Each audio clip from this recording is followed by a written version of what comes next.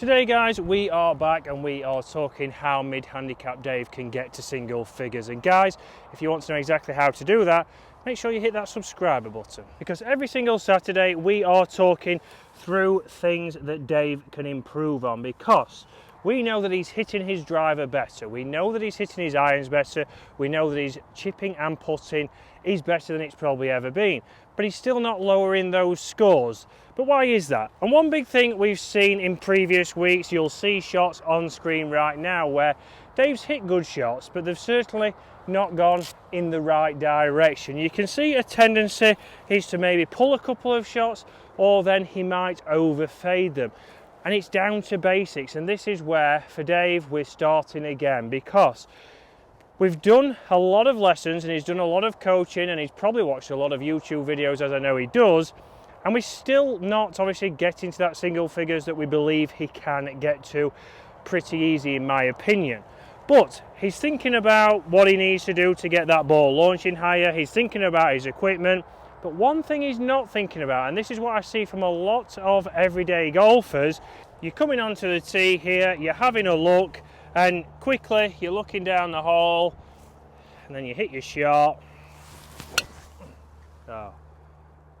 And straight away there it's gone left into those trees. But if I was to go back now to my setup, very quickly, because I'm moving my head around, we can see exactly where that is aiming. And I've actually hit a good shot there. So I've actually squared the club face up, I've had a little draw like I normally have, but it's gone straight left. And often we've seen with Dave, he's texted me, bombarded me, I don't know what I'm doing wrong, because you're thinking or overthinking what's potentially happened there. Okay, did you bring the club inside? Was you over the top? Was your weight back? And it's down to sometimes just your basics. If we can make sure that your basics are right, so for mid-handicap Dave we're working on alignment, then that's what we can do to help him lower his scores.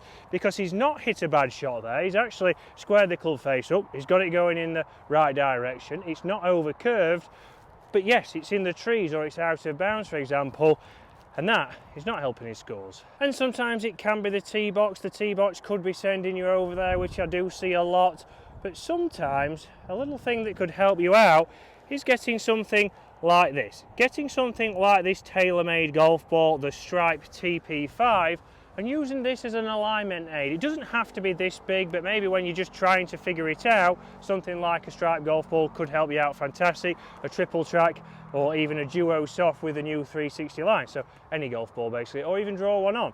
But if he can come down here and get that lined up to the middle of the fairway, and again start to go, okay, this is exactly what I would do on the putting green, so why not use it here on the tee box? Because you will now see that that is lined up straight down the middle of the hole. So again, stroke index 1, even more so, it is important to get that ball lined up where we want. And you'll see by the flyover on this hole, this is your stroke index 1, this is the 13th hole here, and if we're already not aiming correctly, we're already at a disadvantage. Most of you are going to get a shot on here, so if you then pull it into the trees, again, it's not helping you out. So lining that golf ball up for the middle of the fairway, what I want you to do now, and what mid-handicap Dave is going to put into his routine, is start to place his driver behind the golf ball with one hand. So with his right hand and hardly holding that club. From there, we're then going to bring the feet in, a little step with the left foot and a step with the right. From there, my hand hasn't moved, I can now take my grip. And from there, we are now ready to pull that trigger.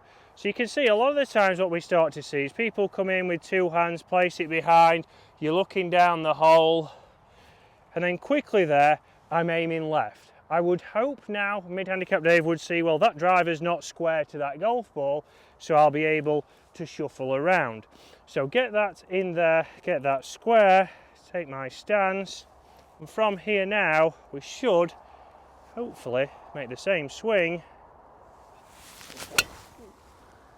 And we've got that going straight down the fairway, starting down the middle, drawing just towards the left hand side, and we're now in play. So Dave needs to put that into his game. Do you need to put that into your game? Because it could be something so basic that you just need to go back to the start, go to your setup to hit more fairways, hit more greens, and lower those scores. And guys, if you want to follow along with that journey, make sure that you hit that subscribe button. Next week, we're hopefully going to be back out on the golf course with mid-handicap Dave and seeing exactly what he does and what he thinks on certain holes. And we're not going to go just to his golf course because we know that he's played at Waterfront a lot. He has some qualifying scores in there. So how does he plot himself round there? He knows what he should be doing, but will he pick the right club? Will he hit more greens? Will he lower his scores? That's what we need to get him ready for before this season. And guys, if you're thinking about improving your game and you think your course management is a problem, ask your PGA professional. Go and see your pro and go and say, can we get out on the golf course before the season starts? I'm hitting the ball well, but I'm just not scoring, because that's something where I think a lot of you can improve. Mid-handicap Dave can certainly improve, so why not? But join us tomorrow where we're actually here at my home golf course of Lindrick and I'm showing you how to play the 10th hole. So 10th hole, stroke index 7 here at Lindrick. Does it need driver? Should you use driver? There's a lot of holes maybe at your golf club where you think, do I really need a driver? Well, tune in tomorrow and I'll talk you through how to play that hole.